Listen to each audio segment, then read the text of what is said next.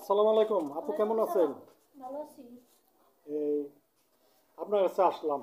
আপনি 6 মাস আগে একবার আসছিলাম, এখন আবার আসলাম, যেহেতু আপনি আবার ফোন দিলেন, আবার কিছু প্রবাসী ভাইয়েরও ফোন দিলেন। আপু, এখন কথা হলো, আপনি যে আমার ফোন দিচ্ছেন হয়তো প্রবাসী ভাইয়েরই করছে। এখন আমি না আসলেই নয়, হয়তো যদি না আসি তাহলে আপনি বলবেন যে ভাই আমার আসলো না, আমার কোনো, আমি যদি কেউর কিছু উপকারে আসতে পারি এটি আমার কাছে অনেক কিছু। এখন কথা হলো, আপনি কি ধরনের চান আপনি যদি আমার বলতেন একটু। আমি এখন ভিডিওতে আছি, আপনি ভিডিওতে আছি, আমি এখন আপনি বললে হয়তো প্রবাসী ভাইয়েরাও আপনার মুখ থেকে সরাসরি শুনবে। ও লাইভে আছেন? জি জি, বলেন। আমি বললাম ভদ্র শান্ত ছেলে, কোনো সিগারেট পানি কোনো কিছু খায় না, হুম। এই কোনো নেশার ভিতরে নাই, একদম ভালো ছেলে। আচ্ছা আচ্ছা, কারণ আমি এই জন্য কি আপনার ফ্যামিলি মেম্বার কজন তা করলে আমি, আপনি বলেন নাই আপনার নামটা কি তাও বলেন নাই। ও আমার নামটা হলো মিম আক্তার। মিম আক্তার, হ্যাঁ হ্যাঁ। হ্যাঁ, আর আমার ফ্যামিলি বাপ মা নাই। আচ্ছা, বাপ মা নাই। হ্যাঁ, হুম। এতিম, মানে এরকম আমরা খুব অসহায় আর কি। আচ্ছা আচ্ছা, আহারে, যাক। এখন আপনি কি ধরনের হয়তো কিভাবে হেল্প আমি আপনার করতে পারি বলেন। তাহলে মানে এরকম করবেন যে ভালো একটা ছেলে দেখে আমার বিয়ের সাথে দিবেন, হুম। যেন আমি সুখে থাকতে পারি, আমার যেন কষ্ট না হয়, সারা জীবন মনে কষ্ট করছি, আর যেন কষ্ট না করে করো লাগে। আমি একটা ইতিম, এই যেন আচ্ছা বুঝে আচ্ছা, না, একটা ইতিম একটা মেয়ে সরে মেয়ে, তাহলে ওটা বুঝা যায় না আমার নিয়ে সংসার করে হ্যাঁ খাইতে হ্যাঁ পারে। হ্যাঁ হ্যাঁ। এরকম ছেলে দেখে আমার আর কি বিয়ে করা হবে। আমি আমার মোবাইলের মাধ্যমে আমি সবাইকে জানাই দিব, তারপর আমার কাছে কিছু অফার আছে। এই অফারগুলা আবার শুনলাম এক ভাইয়ে বলে আপনার এই ইস্যু না, আপনার কাছে সে 20,000 টাকা পাঠাইছিল, তখন টাকা আপনি রাখেন নাই। রাখেন নাই কেন শুনি। দেখেন, কারণ আমি চাই না যে টাকা রাখি, কারণ বিয়ার আগে আমি কেউ টাকা রাখতে চাই না ও অন্য আপনি কোনো তাহলে, ছেলে। কারণ বিয়ার পর আমার ঘরে স্বামী থাকবো, স্বামী টাকা রাখা কোনো অন্যায় থাকবো না।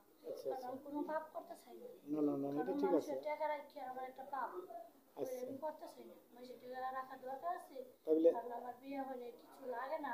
হ্যাঁ বিয়ার পরে যখন ঘরে স্বামী থাকবো, স্বামীর টাকা মানে আমার টাকা, তখন আর নিতে হ্যাঁ হ্যাঁ, সমস্যা নেই। সুন্দর কথা বলছেন এটা। তাহলে আপনি চান না যে কেউর করুণায়, কেউর অনুদনে আপনি বাঁচতে চান না।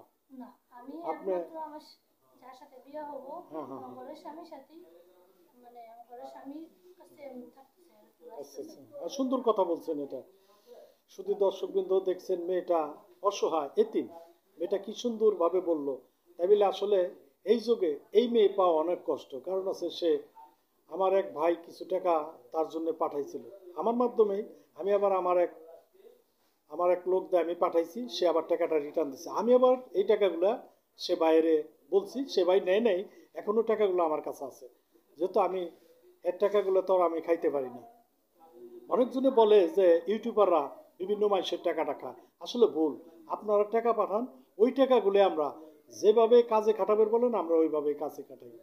তাই বলে আপনাদের টাকা আমগো যে কোনো জায়গায় পাঠান, এটি আমাদেরই, এটা আমগো একটা আনন্দ। কারণ আছে, আপনারাও আনন্দিত হন, আমরাও আনন্দিত হই, কারণ আছে একজনের উপকার করতে পারলে সেও একটু উপকার হলেও আমরাও এই সুযোগে একটু ধন্য মনে করি। তাইলে আপু, এখন মনে করলেন আপনার যদি কোনো ভাই আপনাকে চায় আমার মাধ্যমে, তাহলে কি আপনি অ্যাকসেপ্ট করবেন? হয়তো আপনি এটা রাজি হবেন কি? যদি ভালো হয় তাহলে অবশ্যই, আপনি যদি বলেন ভালো, তাহলে রাজি অবশ্যই আচ্ছা হবো। আচ্ছা, আর না যদি, ভালো হলে তো হ্যাঁ, রাজি হইতে পারবো না। স্ক্যানে আপনার নাম্বারটা যদি দেন আমি স্ক্যানে দিয়ে দেবো, আর যদি বলেন যে না আমার মাধ্যমে, তাহলে তাও হইতে না, পারে। নাম্বার দেওয়ার দরকার নেই, কারণ নাম্বার দিলে অনেক ছেলের আছে বিভিন্ন ধরনের, আচ্ছা আচ্ছা তারা আচ্ছা, ফোন দিব। হ্যাঁ, আপনি আসেন, আপনার মাধ্যমে সব। তাহলে আপনি সুন্দর কথা বলছেন, কারণ আছে নাম্বার দিলে অনেক ছেলেরা বকাইটা, যাদের নাকি এখন শতকরা শতকরা আপনার 70টা ছেলের হাতে বড় বড় মোবাইল, ওরাই কি বিভিন্ন নাম্বার পেলে ওরা বিরক্ত করতে থাকে। এটা ঠিক কথা বলছেন আপনি, ঠিক আছে। এই পর্যন্ত তাহলে, আল্লাহ আল্লাহ ভরসা, আপনার কথাটা হয়তো আমি সবাই জানাই দিব। আর আপনি এ ব্যাপারে কিছু বলবেন কি আর? না, আমার আর কিছু বলার নেই। ঠিক আছে, খুদা হাফেজ। যে যেখানে আছেন সবাই ভালো থাকবেন।